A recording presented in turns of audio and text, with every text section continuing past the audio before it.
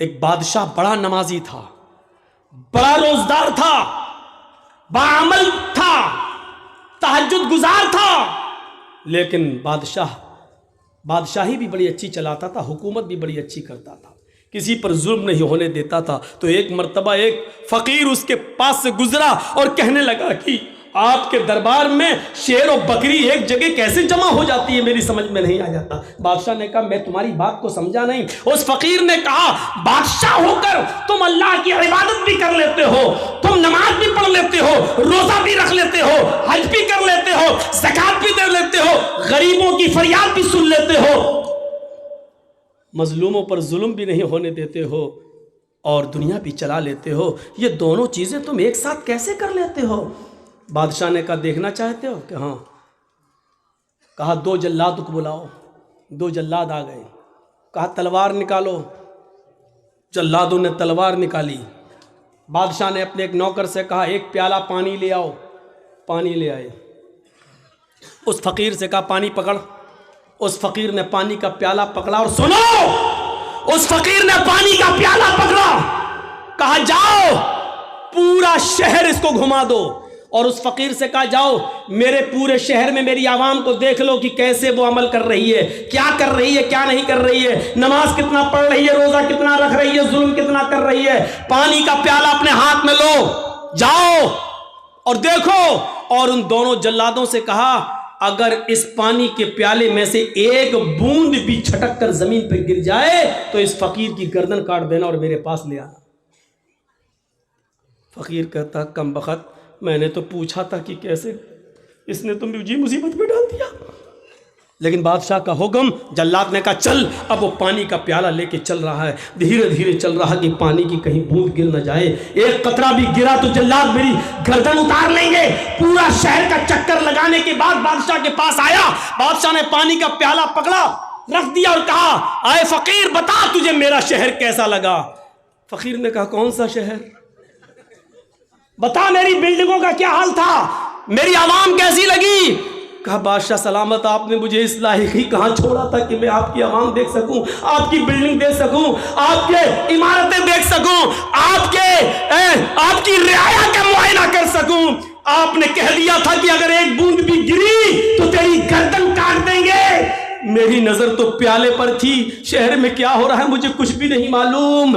بادشاہ نے کہا یہی جہنم کا ڈر، یہی اللہ کے عذاب کا ڈر مجھے ہر وقت لگا رہتا ہے، اس لیے میں بندوں کے حقوق بھی پورا کرتا رہتا ہوں اور اللہ رب العالمین کی عبادت بھی پوری کرتا رہتا ہوں، اللہ کی عبادت میں بھی کمی نہیں ہونے دیتا ہوں، اور میں اپنی رعایا کے ساتھ بھی کبھی ظلم نہیں ہونے دیتا ہوں، کیونکہ مجھے جہنم کا نقشہ، جہنم کا خوف، عذاب قبر کا ڈر مجھے ہر وقت لگا رہتا ہے۔ میرے پیارے ساتھیوں، ایک نوجوان جب یہ تصور کر لے کہ ہم شراب کی بوتل پی رہے ہیں اس کا عذاب کتنا ہے، ہم جو جوا کھیل رہے ہیں اس کا عذاب کتنا ہے، کلیا چکی سڑکوں پر بکنے والی لاٹری اس کی پرچیاں ہم خرید رہے ہیں اس کا عذاب کتنا ہے، اگر یہ تصور وہ اپنے دماغ میں کر لے کہ اس کا حساب ہمیں اللہ کے ہاں دینا ہوگا تو میرے بھائیوں پھر اس کا دماغ کبھی ان چیزوں کے اندر نہیں لگے گا۔ آج ہم اس لیے دور ہیں ان تمام چیزوں سے کیونکہ جہنم کا خوف اور عذاب قبر کا ڈر نہیں ہے ہمیں اور ہمارے اور آپ کے اندر۔ اس لیے تصور کیجئے کہ بادشاہ نے کیا کہا تھا، پانی دیکھ رہا گر نہ جائے۔ اب وہ کہہ رہا بتاؤ کیسا لگا شہر؟ کہ تیرا برا ہو، تو نے شہر دیکھنے کے لائق ہی کہاں چھوڑا ہم کو۔ جو آدمی جہنم کے عذاب سے ڈر جائے اور اللہ کے عذاب کے بارے میں تصور کر لے، پھر وہ آدمی دنیا میں کیا رہ جاتا ہے، اس کو اچھی لگے گی؟ یہ دنیا بہت بوڑھی ہو چکی ہے میرے بھائیوں، سن لو، یہ بہت دنوں سے، اللہ کے رسول کو تو گئے ہوئے 1400 سال ہوا ہے، نبی سے پہلے عیسیٰ اور نبی کے درمیان 500 سال کا فاصلہ، پھر عیسیٰ سے پہلے کوئی نبی، پھر ان کے درمیان فاصلہ، اور ایسے لیتے ہوئے چلے جاؤ حضرت آدم علیہ السلام تک۔ وہاں کے بعد سے اس دنیا کو سوچو اور سوچ کر غور کرو کہ یہ دنیا کتنی عمر رسیدہ ہو چکی ہے، لیکن جب ایک عورت بوڑھی ہو جائے تو رشتہ نہیں آتا ہے اس کے پاس، ایک عورت بوڑھی ہو جائے تو اس کو کوئی دیکھنے کے لیے تیار نہیں ہوتا ہے میرے بھائیوں، کیونکہ وہ بوڑھی ہو چکی ہے، اب وہ نہ بچے پیدا کرنے کے لائق رہ گئی ہے، نہ شادی کے لائق رہ گئی ہے۔ یہ دنیا جو اتنی بوڑھی ہو چکی ہے، اے نوجوان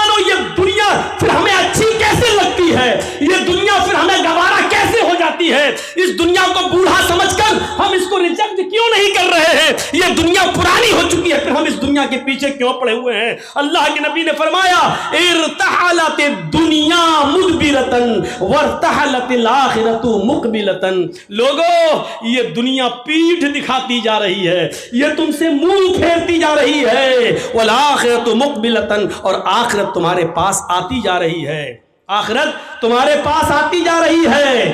یعنی آپ 40 سال کے تھے، آج 45 سال کے ہو گئے، دنیا نے تمہیں اتنی سال کے لیے پیڑ دکھا دی ہے، یعنی دنیا نے تمہیں چھوڑ دیا ہے، 45 سال تم دنیا سے دور ہو گئے ہو، والآخرۃ مقبلتن، اور آخرت قریب آ رہی ہے، یعنی تم آخرت کے اتنے قریب ہو گئے ہو۔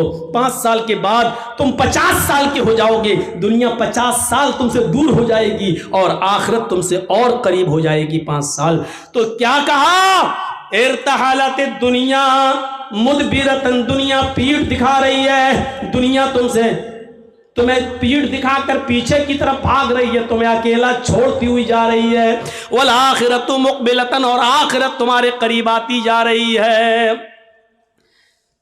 اور ان دونوں میں سے ہر ایک کی اولاد ہے، اور ان دونوں میں سے ہر ایک کی اولاد ہے، یعنی دنیا کے بھی بیٹے ہیں اور آخرت کے بھی بیٹے ہیں، دنیا کے بھی بیٹے ہیں اور آخرت کے بھی بیٹے ہیں۔ کونوا ابناء الآخرہ ولا تکونوا ابناء الدنیا، وہ لوگوں آخرت کی اولاد بنو، دنیا کی اولاد نہیں، لوگوں آخرت کے بیٹے بنو، دنیا کے بیٹے نہیں، لوگوں آخرت کی اولاد بنو، دنیا کی نہیں۔ یہ وہ دنیایں، وہ دنیا جس کا تم بیٹا بننا چاہے تو یہ باپ تمہیں چھوڑ دے گا، لیکن آخرت ایسا باپ ہے تمہارا جو تمہیں ہر حال میں لے کر رہے گا، لیکن وہاں اعمال چلیں گے، وہاں یہ نہیں دیکھا جائے گا کہ تم اوریجنل میں کس کے بیٹے تھے۔ یہی بات تو اللہ کے نبی جناب محمد رسول اللہ صلی اللہ علیہ وسلم نے کہی تھی، اے میری بیٹی فاطمہ دنیا میں جو چاہے مجھ سے مانگ لے، دنیا میں جو چاہے مجھ سے لے لے، یا فاطمہ بنت محمد سلیلی من مالی ما شئتی انی لا اغنی عنک من اللہ شیئا، اے میری بیٹی دنیا میں جو چاہے مجھ سے لے لے، دنیا میں جو فرمائش کرنا چاہے میں پوری کر دوں گا، لیکن آخرت میں تیرے کوئی کام نہیں آؤں گا، ولا اغنی عنک من اللہ شیئا، قیامت کے دن میں تیرے کوئی کام نہیں آؤں گا۔ یہی تو ہے اللہ تبارک و تعالیٰ نے فرمایا اپنے اعمال کا ذخیرہ لے کر میرے پاس آنا، ورنہ قیامت کا دن ہوگا یوم یفر المرء من اخیہ و امہ و ابیہ و صاحبتہ و بنیہ، قیامت کا دن ہوگا یوم یفر المرء من اخیہ، انسان اپنے بھائی کو دیکھ کر بھاگے گا، و امہ و ابیہ، اپنی ماں کو دیکھ کر بھاگے گا، و ابیہ، اور اپنے باپ کو دیکھ کر بھاگے گا، و صاحبتہ و بنیہ، اپنی بیوی کو دیکھ کر بھاگے گا، اپنی اولاد کو دیکھ کر بھاگے گا۔ ایک ایک نقشہ دیکھو، دنیا میں اگر آپ کے بھائی کو کوئی بھائی مار دے تو آپ اپنے بھائی کی موت کا بدلہ لینے کے لیے اپنی جان کو داؤں پہ لگا دیتے ہو کہ کمینے تو نے میرے بھائی کا مرڈر کیسے کیا۔ قیامت کا دن ہوگا، وہاں بھائی بھائی کے لیے کچھ نہیں سوچے گا، سوچے گا یہ میرا بھائی کہیں میرے سامنے نہ آ جائے اور کہیں مجھ سے ایک دو نیکی نہ مانگ بیٹھے۔ یوم یفر المرء من اخیہ، کہیں مجھ سے میرا یہ بھائی ایک نیکی کا سوال نہ کر بیٹھے، اس لیے بھائی سے بھائی بھاگے گا۔ یوم یفر المرء من اخیہ و امہ، وہ ماں جس کی تکلیف آپ برداشت نہیں کرتے ہو، تھوڑی سی کھانستی ہے تو آپ کو نیند نہیں آتی ہے اور آپ سرکاری ہاسپٹل میں یا پرائیویٹ ہاسپٹل میں اپنی ماں کا علاج کرانے کے لیے فوراً توڑ پڑتے ہو۔ میرے بھائیو، قیامت کے دن آپ اپنی ماں کو دیکھ کر بھاگیں گے کہ مجھ سے میری ماں ایک نیکی نہ مانگ بیٹھے، وہ ابھی، اور اپنے باپ کو دیکھ کر بھاگو گے کہ مجھ سے یہ میرا باپ کہیں ایک نیکی نہ مانگ بیٹھے، ایک نیکی کہیں مجھ سے نہ مانگ بیٹھے۔ وصاحبتی و بنی، اور آپ کی وہ بیوی کہ ایک رات بھی جس کو آپ اپنے سے جدا کرنا گوارا نہیں سمجھتے، اور وہ بیوی جس کی طرف آپ اتنا انہماک اور اتنے مشغول رہتے ہیں کہ آپ کی بیوی کو کوئی دوسرا دے کے تو آپ برداشت نہیں کرتے ہیں۔ میرے بھائیوں تصور کرو کہ یہ بیوی ہمارے سامنے ہوگی قیامت کے دن، لیکن دیکھنے کی جرات نہ ہوگی، بلکہ آدمی اپنی بیوی کو دیکھ کر بھاگے گا، کہیں مجھ سے میری بیوی ایک نیکی نہ مانگ بیٹھے۔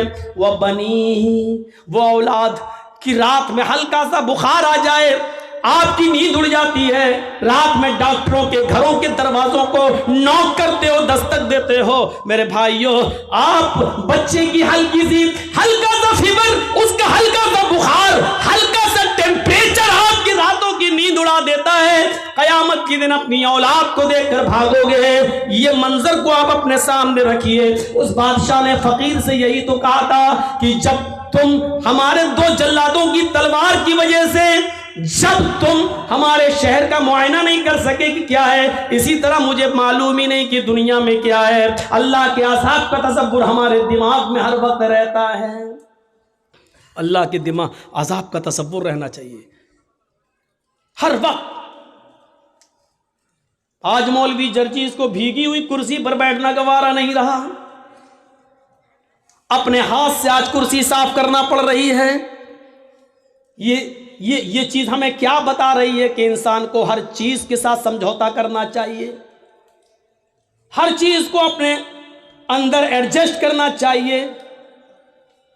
میں نے اپنے سبھاپتی صاحب جو ہیں مولانا مظاہر صاحب، ان کے کان میں ہی کہہ دیا تھا کہ آج میں کھڑے ہی ہو کے بولوں گا۔ میرے بھائیوں ہمیں اور آپ کو تصور کرنا چاہیے کہ ایک چھوٹی سی تھوڑی سی کرسی کا بھیگا پن جرجیز صاحب کو گوارا نہیں ہے۔ اندازہ لگائیے کہ پھر جہنم کی جاسوس تپش کیسی ہوگی، اللہ کا عذاب کیسا ہوگا، یہ کون سوچے گا؟ یحشر الناس یوم القیامت حفاتا عراتا غرلا۔ حضرت عائشہ فرماتی ہیں قیامت کا دن ہوگا کہ لوگ حفاتن ننگے پیر ہوں گے، عراتن بالکل ننگے جسم ہوں گے، ان کے جسم پر کوئی کپڑا نہیں ہوگا۔ غرلا جیسے ماں کے پیٹ سے بچہ پیدا ہوتا ہے، اس کا ختنہ نہیں ہوتا ہے، سب کی سب قبر سے جب اٹھیں گے تو بغیر ختنے کے اٹھیں گے۔ میدان محشر میں جب سب جمع ہوں گے تو کسی کا ختنہ نہیں ہوا ہوگا، سب غیر مختون ہوں گے، بغیر ختنے کے ہوں گے، اور سب کو اپنے اپنے کیے کرے کا حساب کتاب دینا ہوگا۔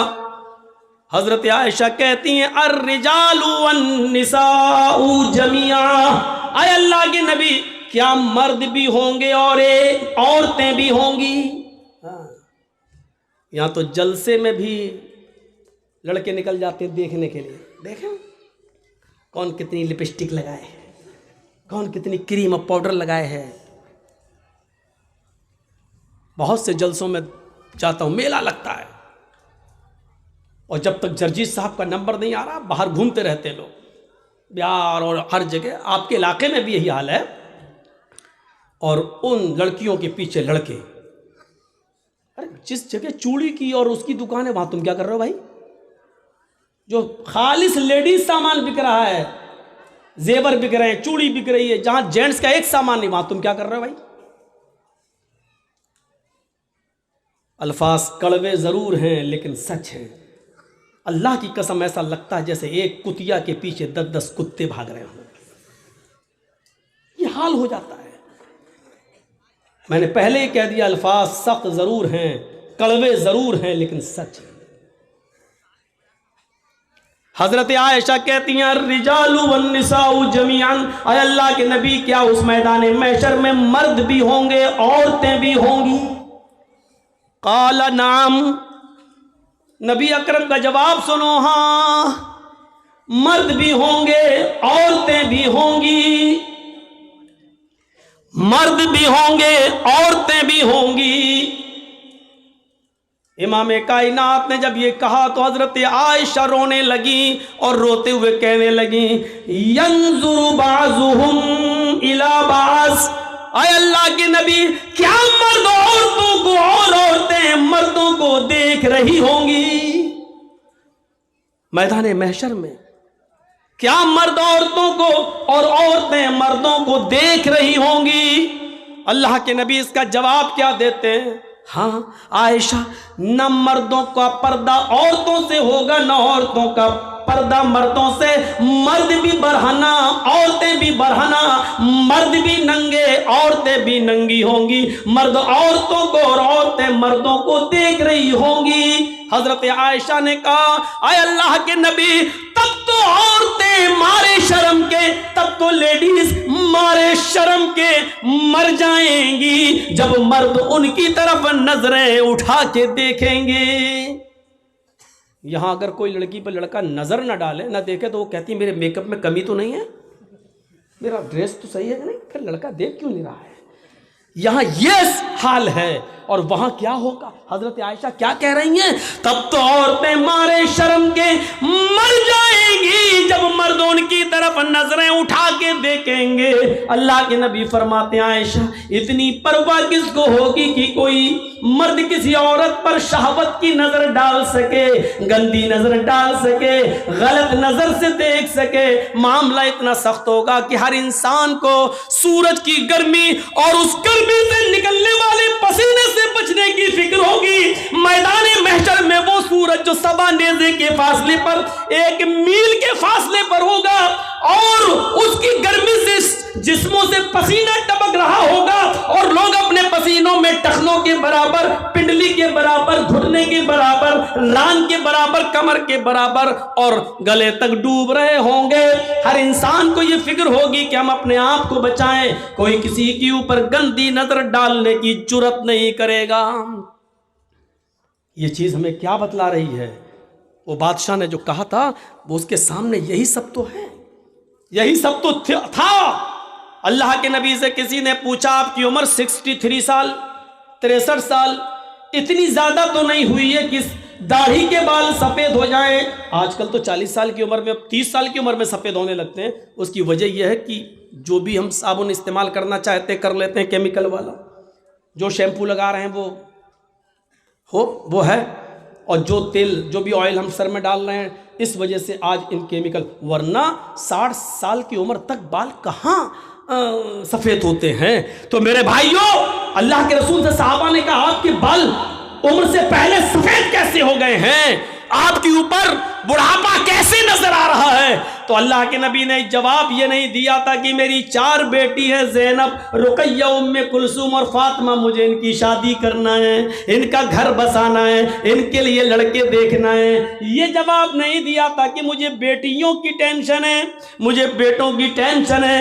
اللہ کے نبی نے اس کا جواب یہ دیا تھا کہ مجھ پر جو بڑھاپا ٹائم سے پہلے جو تم دیکھ رہے ہو، بیفور ٹائم، جو بڑھاپا میرے اندر دیکھ رہے ہو، جو اولڈنس میرے اندر دیکھ رہے ہو، یہ بیفور ٹائم اولڈنس جو میرے جسم پر، میرے شریر پر تمہیں شو ہو رہی ہے، دکھائی دے رہی ہے، مجھے سورہ نبا نے، سورہ حاقہ نے، سورہ قیامہ نے، سورہ دہر نے مجھے بوڑھا کر دیا ہے۔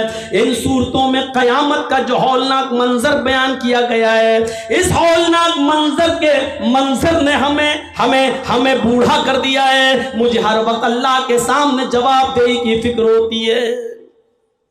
وہ چیز ہمیں کیوں نہیں ہوتی ہے؟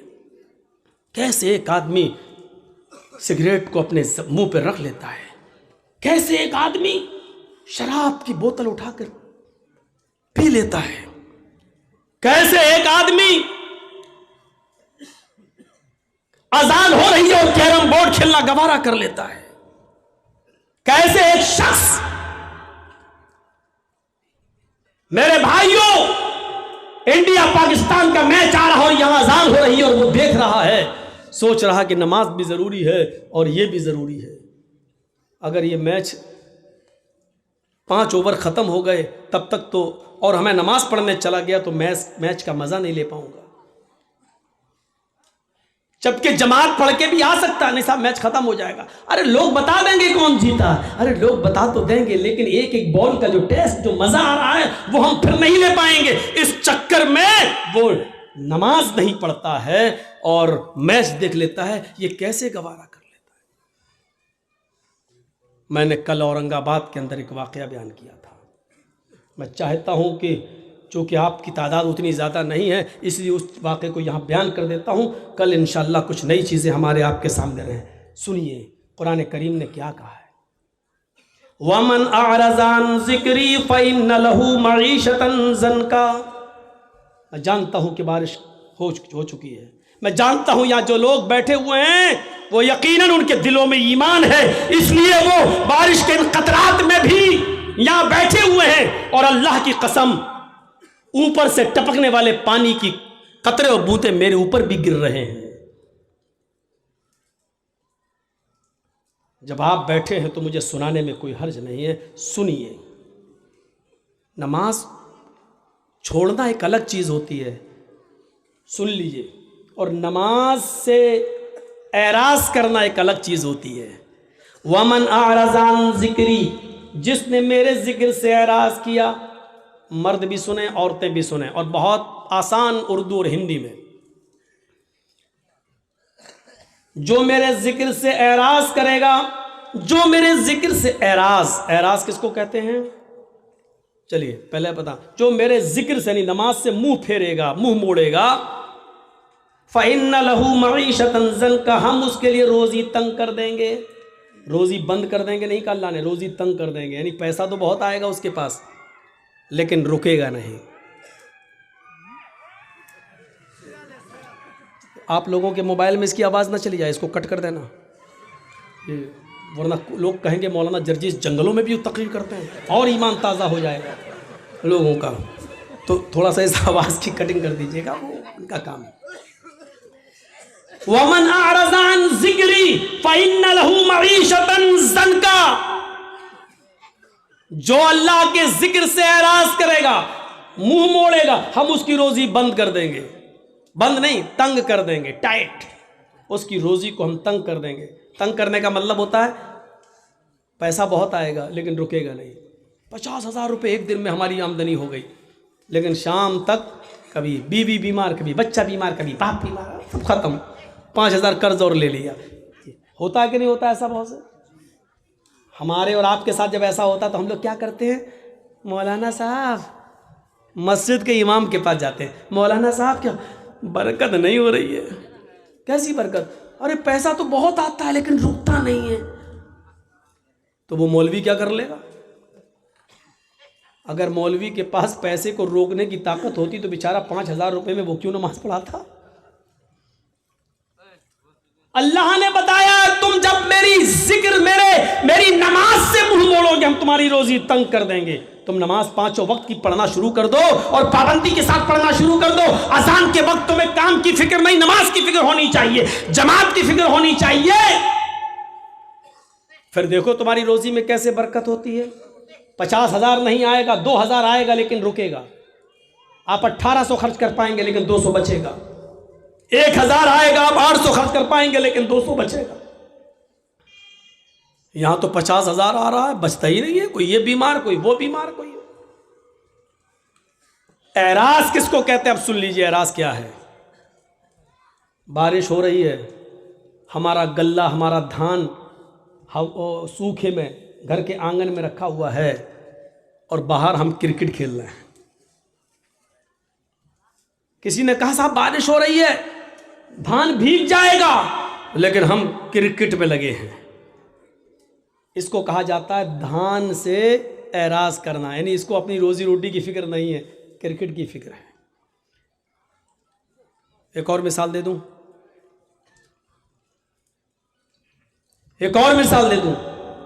بچہ رو رہا ہے اور اپنے رونے سے اشارہ کر رہا ہے کہ ماں میں بھوکا ہوں، مجھے اپنی پستان سے لگا اور دودھ پلا۔